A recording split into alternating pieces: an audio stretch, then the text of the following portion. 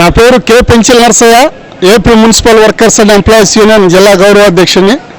ఈరోజు రాష్ట్ర వ్యాప్తంగా మున్సిపల్ కార్మికులకి మార్చి నెల జీతం దాదాపు నెల రోజులు పూర్తిగా వస్తున్నా ఇంతవరకు ఇవ్వకపోవడం చాలా సిగ్గుచేటైనటువంటి విషయం. ఈరోజు రాష్ట్ర ప్రభుత్వం అనేక పథకాలకి ఖర్చులు వేల కోట్ల రూపాయలు ఖర్చు పెడతా ఉంది. నెల్లూరు నగర కార్పొరేషన్లో చెట్ల పేరుతో, ట్రాక్టర్ల పేర్లతో, అదేవిధంగా స్వీపింగ్ మిషన్ల పేరుతో కోట్లాది రూపాయలు ఖర్చు చేస్తున్నారు. కాంట్రాక్టులకు బిల్లులు చెల్లిస్తూ ఉన్నారు.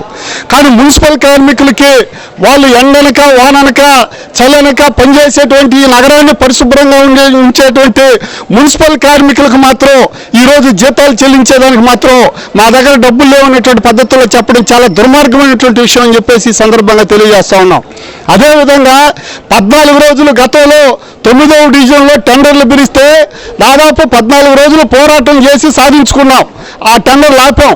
ఆ సందర్భంగా నెల్లూరు రూరల్ ఎమ్మెల్యే గారు, కమిషనర్ గారు, మంత్రి నారాయణ గారితో చర్చించి మేము సమ్మెకాలం జీతాలు చెల్లిస్తామని చెప్పి హామీ ఇచ్చారు. రాష్ట్ర ప్రభుత్వం కూడా దాదాపు 2 నెలలు పూర్తిగా వస్తుంది, 3వ నెల జరుగుతూ ఉంది.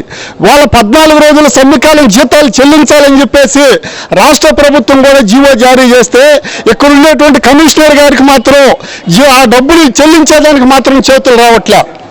ఈరోజు అదేమంటే రకరకాల కారణాలు చెప్తా ఉన్నారు, టెక్నికల్ ఇష్యూస్ అని చెప్తున్నారు. మేము ఇప్పటికే అనేక దఫాలుగా అధికారుల చుట్టూరు తిరుగుతూ ఉన్నాం. దాదాపు 1.5 నెలల నుంచి నెల్లూరు రూరల్ ఎమ్మెల్యే గారికి, కమిషనర్ గారికి, అధికారుల దగ్గరికి వెళ్ళేసి 14 రోజుల జీతాలు చెల్లించాలి, మార్చి నెల జీతాలు చెల్లించాలంటే కనీసం చలనం కూడా లేదు. మేము ఇంత దుర్మార్గంగా మున్సిపల్ కార్మికుల పట్ల వ్యవహరిస్తూ ఉంటే ఏ రకంగా వీళ్ళు పనిచేయాలని చెప్పేసి మేము అడుగుతూ ఉన్నాం. కేవలం దళితులు, గిరిజనులు అనేటువంటి ఆలోచనతోనే ఈరోజు ఇక్కడ ఉండేటువంటి అధికారులు మున్సిపల్ కార్మికుల పట్ల చాలా తీవ్ర నిర్లక్ష్యంగా వ్యవహరిస్తూ ఉన్నారు. ఇప్పటికైనా సరే అధికారులు స్పందించి వెంటనే 14 రోజుల సమ్మెకాలం జీతంతో పాటు మార్చి నెల జీతం కూడా చెల్లించాలి, లేదంటే భవిష్యత్తులో పెద్ద ఎత్తున ఆందోళన చేస్తామని చెప్పేసి ఈ సందర్భంగా తెలియజేస్తా ఉన్నాం.